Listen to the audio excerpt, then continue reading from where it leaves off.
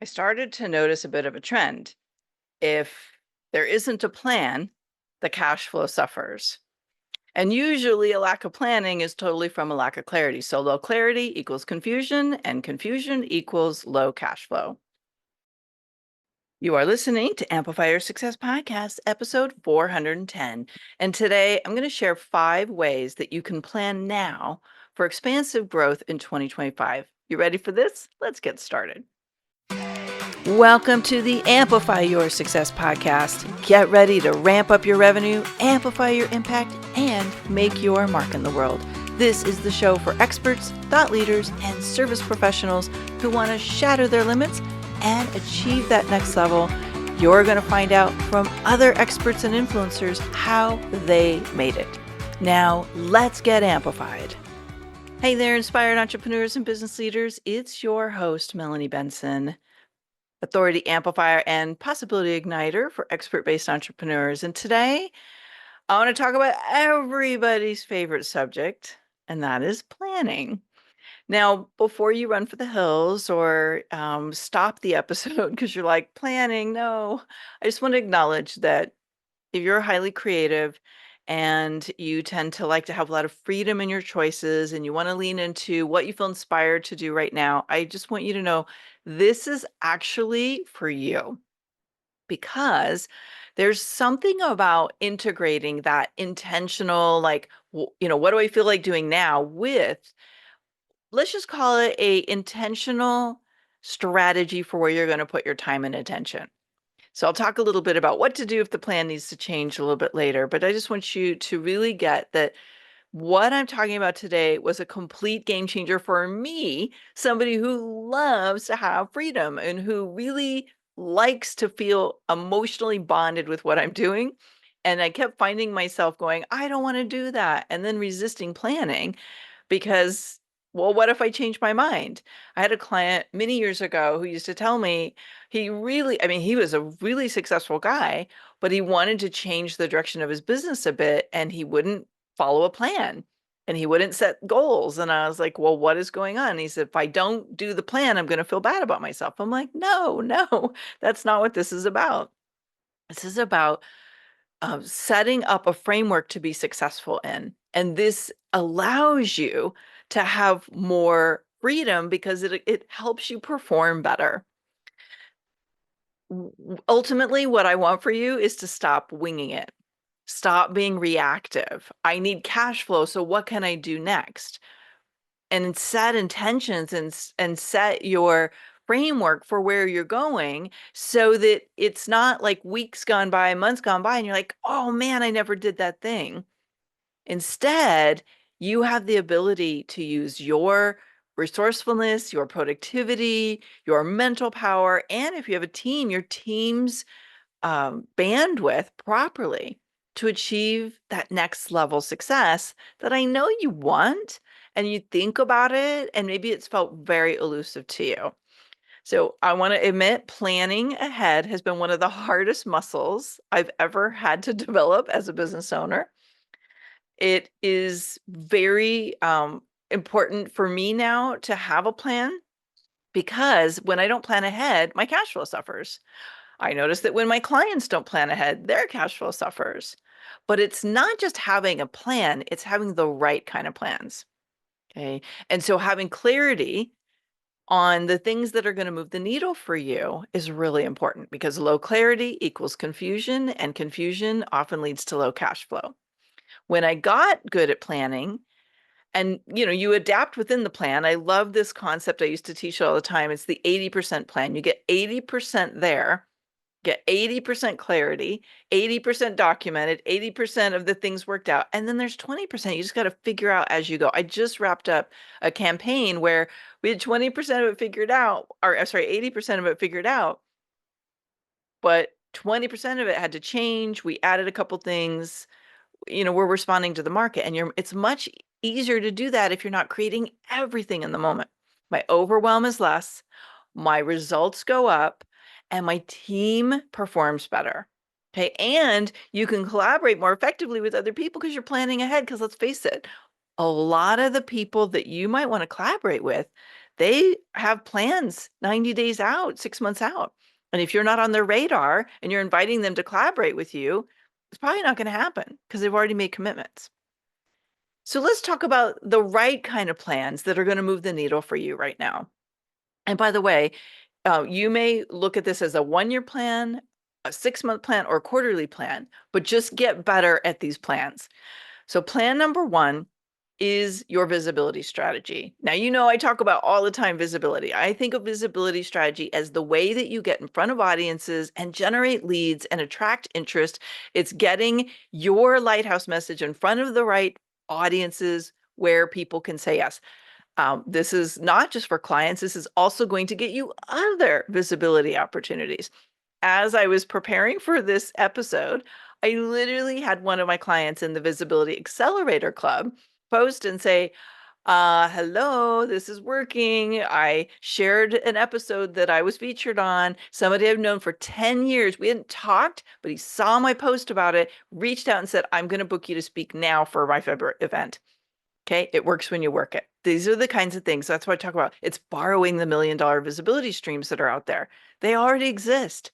But if you're not in front of them with the right message at the right time consistently, they're not seeing you. You're not on their radar. And that's what you're doing is you're basically building a radar system. So that's the first plan you need. And this is going to look like, where am I going to be visible? Maybe you want to speak. I actually have a podcast interview budget or, like a goal we hit. And I have a speaking goal that we meet. And so everything we do is about saying yes to the right audiences that are going to help me hit those targets. So you need a goal and you need to know what you're going to do to get there. Now, this is what we do in Authority Accelerators. So if this is completely new territory for you, that might be the smartest thing you do for, the next year is get on the radar for that program. So number 1, you have a profitable visibility strategy in place. Where am I going to be visible? What's my lighthouse message? And how often do I need to be doing this so that I'm in front of the right audiences? Plan number 2. This is what I call your authority positioners. Where and how are you going to position your authority? So this might be things like, it's time for you to launch your own podcast, or I'm going to write a book this year, or I'm going to host an event, or I'm going to be a guest on other people's shows. That's part of the visibility strategy, but you get my point. Somehow you need to raise the bar, be seen as not just as an expert, but as the go-to expert, like you're the authority. And when you do that, you become top of mind when somebody goes looking for that speaker or that solution. So you need to think about, what is the thing you're going to do to position your authority? Now, I want to caution you. You may think, okay, I'll figure it out later. And I guarantee you, I've coached people for 20 plus years. And if you don't decide what you're going to do, the whole year is going to go by and you're not going to do it. So are you going to launch a show? Are you going to start doing live stream interviews? Are you going to go to events and speak at events? Like, what are you going to do for your authority to be experienced by others? Are you going to go get some media attention? That's another way you can build authority. Okay. So I want you to think of at least one thing that you're going to do in the next 12 months that is going to move basically think of it like it's going to part the seas and people are going to recognize you're the one. Okay. So what feels organic and authentic to you, do that. And again, if you don't know what that is, then find somebody to help you figure that out, whether it's me or someone else. Okay. Number 3, your offers. Now, this one's huge. Okay. You can actually not do plan number 2 with your authority positioners. But if you don't do plan number 3, I guarantee you're not going to make your revenue goals.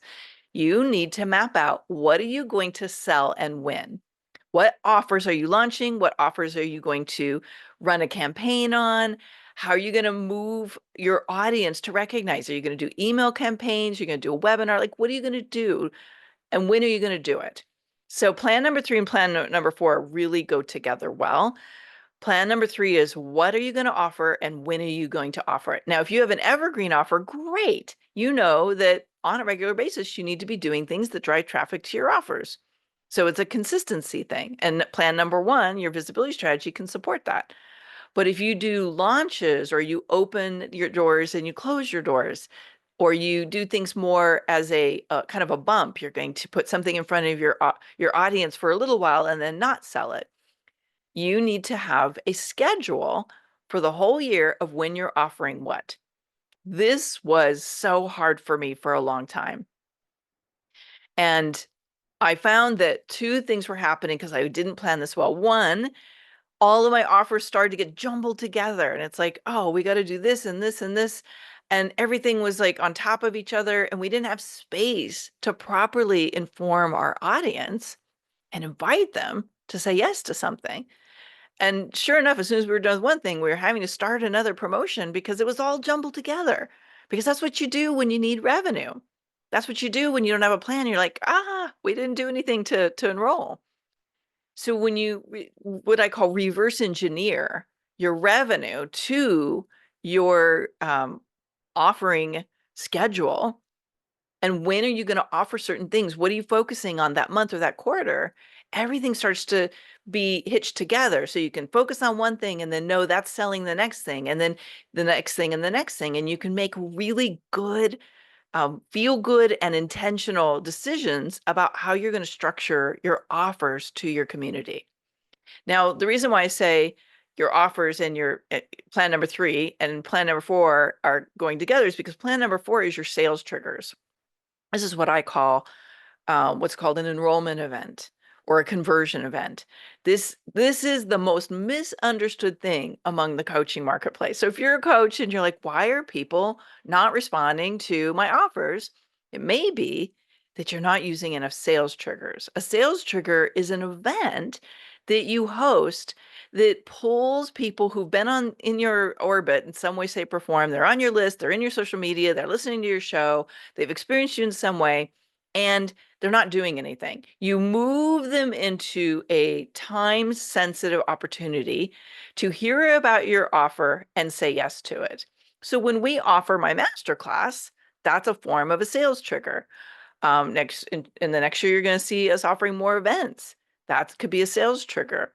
It is some way of like moving all of the energy into an opportunity and focusing on that opportunity, and other people going, oh, now is a time I need to consider this opportunity. Masterclasses, webinars, challenges, events, these can all be sales triggers. You need to do the thing that works for your audience. And you need to figure out when they're going to happen, because I guarantee you, if you don't put it on your schedule and you don't have a plan around it, months are going to go by and you're like, why is my cash flow down? Oh, I didn't have a sales trigger.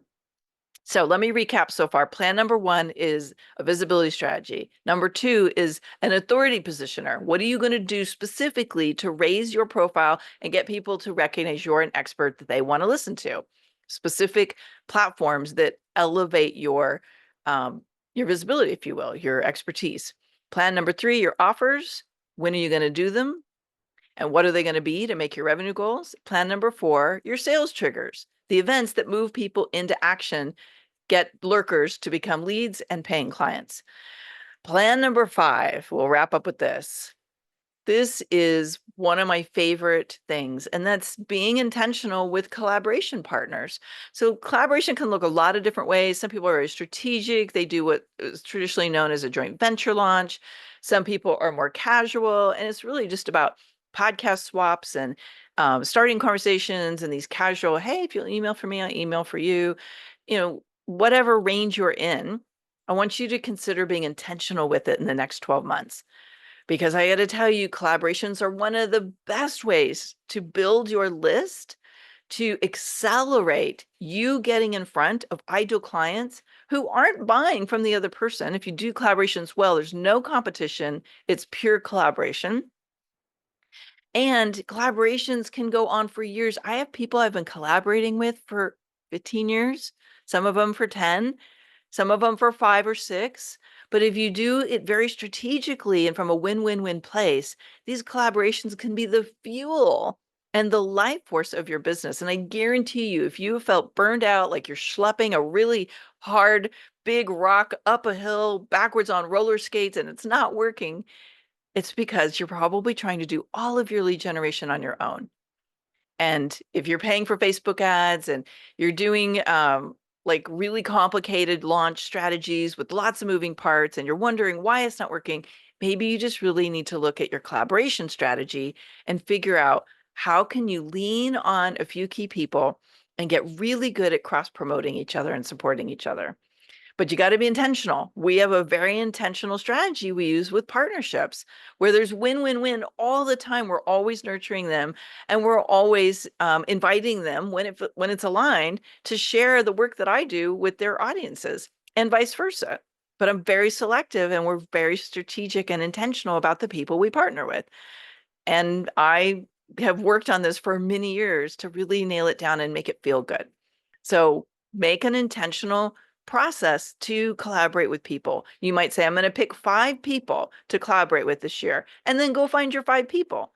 Figure out what's going to work for you. It may be, I'm going to have 3 very structured launches, and I'm going to get 10 people for each of them. Whatever you want to do, just get clear, figure it out, plan it, and make it happen. And this is how I want you to think about going into the new year. These are 5 plans. When you do them and you integrate them, you're going to move the needle in a very powerful way. This will accelerate you. Now, if you're not good at planning or planning like this is a new muscle for you, and it would be helpful for you to have somebody pull out and extract what it is that's best for you, I am opening up a very limited number of strategic planning sessions. Okay, so they can be a half day or a full day.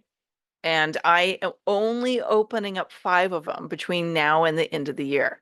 So if this is speaking to you and you're interested in this, I invite you to go right now to melaniebenson.com/fast track and request a call with me. Tell me a little bit about what was speaking to you about today's episode and what you want to plan for.